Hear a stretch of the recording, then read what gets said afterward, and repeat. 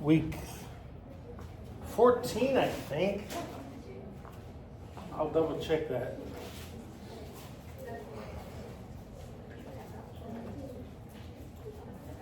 Yeah, week 14, right. Of Classics 1.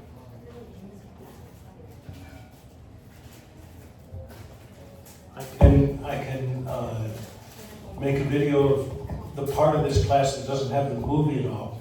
So I'll see what I can do. In this, we are up to 1 hour and 12 minutes.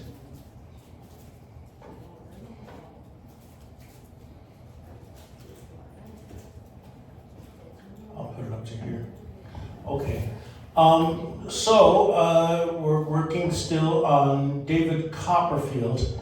I haven't yet chosen what's next, but I will have to do that before too long. Probably during the break, I'll figure it out.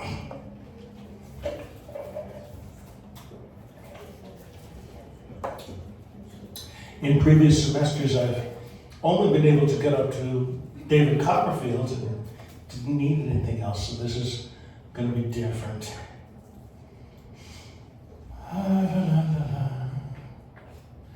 Okay. Well,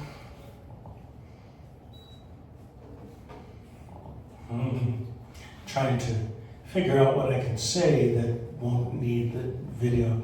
I'll turn away from that actually. Hi Carol. The story so far, David was born, when David was born, he was born without a father who had died while his mom, Clara Copperfield, was pregnant. And actually, at this point in the story, I believe Clara has already died, which is sad.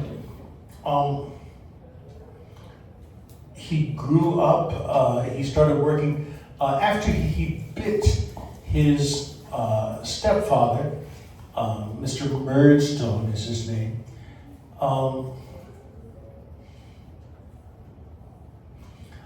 He was sent to London to work doing manual labor in a factory owned by Mr. Murdstone. And he didn't ever really like it very much, but he spent years there and grew up to an adult. Finally, he decided to quit, and he went off in kind of a storm of anger and knocked a bunch of bottles down and stuff, and got away. And his idea is to go to his the only blood relative that he knows of, Aunt Betsy Trotwood, who's living now in the countryside, and she's an unmarried woman, but she lives with her cousin, I believe, who's called Mr. Dick, which isn't really his last name. His last name is in here somewhere, but his first name is Richard, and as a nickname, Dick. So that's why they call him Mr. Dick. And David has a pretty healthful life at her place, Betsy Trotwood's place. He and Mr. Dick get along very well. They both are creative people and write down their ideas on little scraps of paper, and this is a coincidence that they both do that. At one point, David comments to Mr. Dick that, because he's been kind of obsessing about Charles I, an English king who was finally killed by beheading. And it kind of drags Mr. Dick down. And so David has a recommendation that They should make a kite and sail it out in the sky, with the little scraps of paper attached to it. So those heavy ideas will float upwards to the sky and relieve Mr. Dick's depression. It's symbolic, of course. It wouldn't literally cure anybody, but it does seem to make his outlook a little better. So that's nice. Let me see where we are. Oh, yeah. In the course of his life, he spent years after leaving the factory. He spends some years as a student, and I don't know how valuable those years of schooling were for him, but he made a friend in someone named Mr. Steerforth, who turns out to be a pretty bad guy.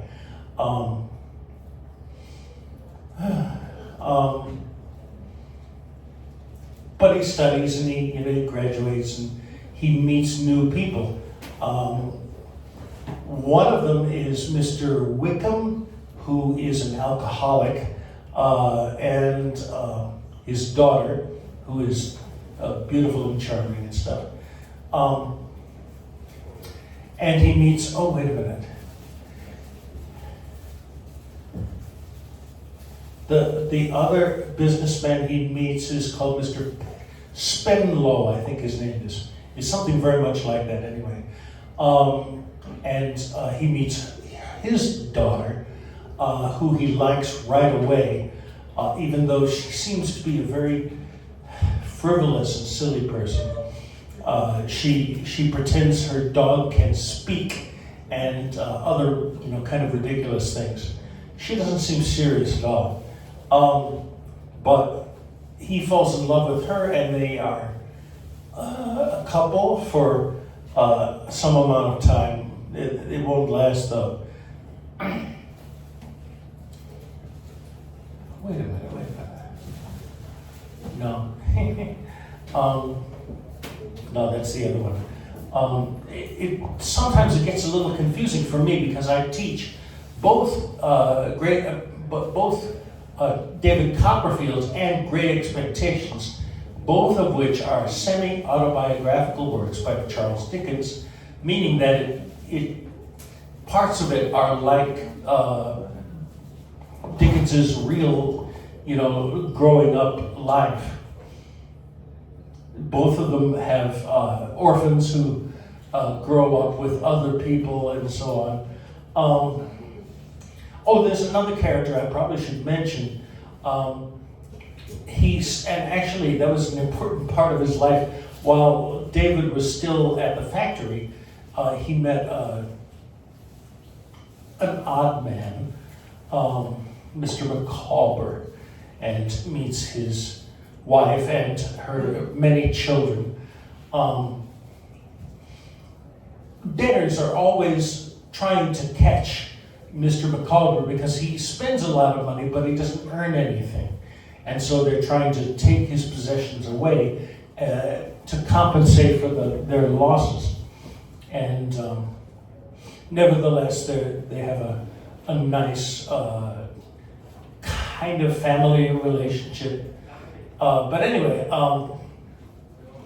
and McCawber also, by the way, shows up when David is at school, coming in briefly as a kind of substitute teacher.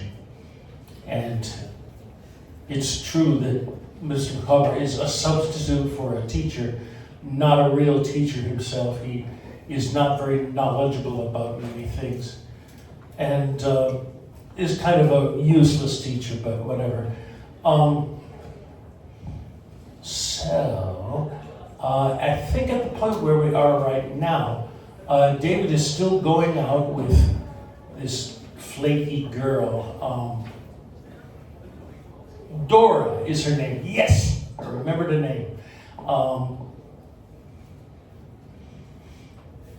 But watching this, I think most people will get the impression that Dora is not a very good companion, not a suitable companion for David, who is very smart, very clever, and works hard. And Dora does none of those things. And so I will bring you to the movie in a second.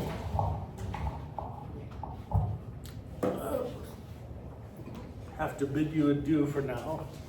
Excuse me.